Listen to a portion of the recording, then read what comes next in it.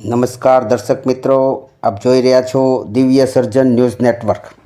અમરેલી ખોડલધામ સમિતિ દ્વારા કેન્સર હોસ્પિટલના જનજાગૃતિ માટેના પ્રેસ કોન્ફરન્સ યોજાઈ. પૂર્વ કેબિનેટ મંત્રી શ્રી બાવકુભાઈ ઉધાડે કેન્સર હોસ્પિટલ માટે 61 વીઘા જમીન દાનમાં આપી. શ્રી ખોડલધામ કાગવડ દ્વારા વર્લ્ડ ક્લાસ કેન્સર હોસ્પિટલ બનાવવા નિશ્ચય કરતા અમરેલી ખાતે ખોડલધામ સમિતિ દ્વારા જનજાગૃતિના હેતુસર એક વિશેષ પ્રેસ કોન્ફરન્સનું આયોજન કરવામાં આવ્યું હતું. રાજકોટ જિલ્લાના અમરેલી ગામ ખાતે ટાટા મેમોરિયલ અને ખોડલધામ ટ્રસ્ટના સહયોગથી સર્વે સમાજ માટે નિર્માણ પામતી કેન્સર હોસ્પિટલને લઈને જનજાગૃતિ અભિયાન શરૂ કરવામાં આવ્યું છે, જે અંતર્ગત કેન્સરની માહિતી અને મદદ માટે ખોડલ રથ અમરેલી જિલ્લામાં ફરી રહ્યો છે, જે રથના માધ્યમથી દાતાઓશ્રી તરફથી વ્યાપક સહયોગ મળી રહે અને પ્રેસ મીડિયાના માધ્યમથી બહોળી પ્રસિદ્ધિ થાય તે હેતુ ખોડલધામ સમિતિ અમરેલી દ્વારા આ પ્રેસ કોન્ફરન્સનું આયોજન કરવામાં આવ્યું હતું. કાર્યક્રમમાં ઇફકોના ચેરમેન દિલીપભાઈ સંઘાણી, પૂર્વ સાંસદ નારણભાઈ કાછડિયા, પૂર્વ કેબિનેટ મંત્રી અને જમીનના દાતા શ્રી બાવકુભાઈ ઉધાડ, હિરેનભાઈ હિરપરા, ડૉક્ટર કાનાબાર સાહેબ, વસંતભાઈ મોવલિયા, ભૂપતભાઈ ભુવા, રમેશભાઈ કાથરોટિયા, મનુભાઈ દેસાઈ, અતુલભાઈ કાનાણી, ડૉક્ટર જીજે ગજેરા, વિજયભાઈ દેસાઈ, કાંતિભાઈ સતાસિયા તથા અન્ય આગેવાનો ઉપસ્થિત રહ્યા હતા. થોડા દિવસ પહેલાં પૂર્વ કેબિનેટ મંત્રી શ્રી બાવકુભાઈ ઉધાડ દ્વારા ખોડલધામ ટ્રસ્ટ કાગવડને આ કેન્સર હોસ્પિટલ બનાવવા 61 વીઘા જમીન દાનમાં આપવાની જાહેરાત કરી સમાજ માટે પ્રેરણાદાયી ભૂમિકા નિભાવવામાં આવી છે. આજના સમયમાં જમીન એક શાહ માટે ભાઈ વચ્ચે વમનસ્ય ઊભું થતું હોય છે. તેવા સંજોગોમાં શ્રી બાવકુભાઈએ 61 વીઘા જમીન દાનમાં આપીને અનોખો સંદેશો આપ્યો છે.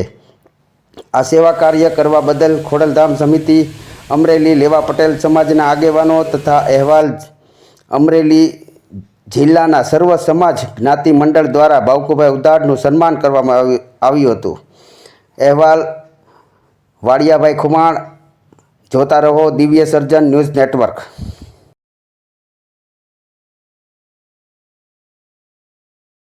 व्यक्तिगत सम्मान सौ पण आ तक वाराणसी में आदरणीय प्रधानमंत्री ने जब ये बात है तो हमें स्वदेशी चीजें इस्तेमाल करनी, तो नैनो फर्टिलाइजर स्वदेशी फर्टिलाइजर,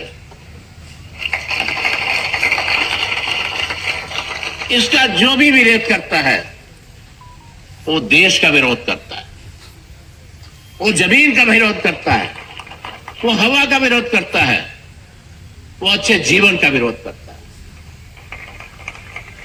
मैं जाते जाते जरूर कहना चाहूंगा कि आप उसको अवस्थी या इफ्को का प्रोडक्ट मत देखिए. वो प्रोडक्ट अपने देश का है, अपने सहकारिता का है, सहकारिता ने बनाया है, इफ्को ने बनाया, किसी व्यक्ति ने नहीं बनाया जिसका नाम बार बार लिया जा रहा है.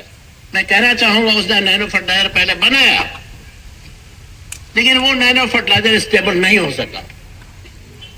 उसको एक बदलने का काम किया है तो डॉक्टर लक्ष्मण ने किया है और उनकी टीम ने किया है, और इसका मुझे पूरा विश्वास है.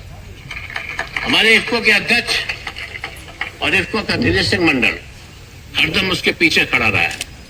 हमारे आदरणीय प्रधानमंत्री जी ने कलोल के नैनो यूरिया प्लांट का उद्घाटन किया था. धरती को ही बचाएंगे, हमारी हवा को ही बचाएंगे, हमारे पानी को ही बचाएंगे. उदय शंकर अवस्थी बहुत दिन जिंदा नहीं रहेंगे. मैं 80 वर्ष का हो गया हूं, लेकिन जो इस प्रोडक्ट को नहीं अपनाएगा और इसके बारे में नहीं सोचेगा, वो अपना विनाश तो करेगा ही, साथ में दुनिया का भी विनाश करेगा. क्योंकि यूरिया में जो हवा में निकलता है उसको आप सोच भी नहीं सकते कितना खतरनाक है वो. 280 ग्राम कार्बन डाइऑक्साइड 1 ग्राम नॉक्स के बराबर.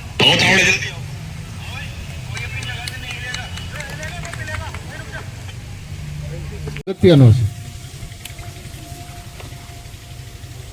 આ પ્રેસ કોન્ફરન્સ ખોડલધામ ટ્રસ્ટ દ્વારા આયોજિત છે ત્યારે મને એમ થાય કે હું જ્યારે પહેલી વખત ચૂંટાણો ત્યારે આપણને એમ થાય કે આપણા યુવાનો માટે કાંઈ થાય, સમાજ માટે કાંઈ થાય, ખેડૂતો માટે કાંઈ થાય અને સમાજ કલ્યાણ માટે કાંઈ થાય. અને એના માટે આપણે બધા તમામની ઈચ્છા હોય કે જેને જેને આવો મોકો મળ્યો હોય એ કાંઈ આવું કામ કરે. અને ત્યારે આ સમય દરમિયાન આપણને એમ થાય કે આપણે આરોગ્ય છે, શિક્ષણ છે, સલામતી છે, પર્યાવરણ છે, કૃષિ કેમ આગળ વધે એના માટેનું આપણને ઈચ્છા થાય કે આમાં વધારે વધારે સારું કેમ થાય.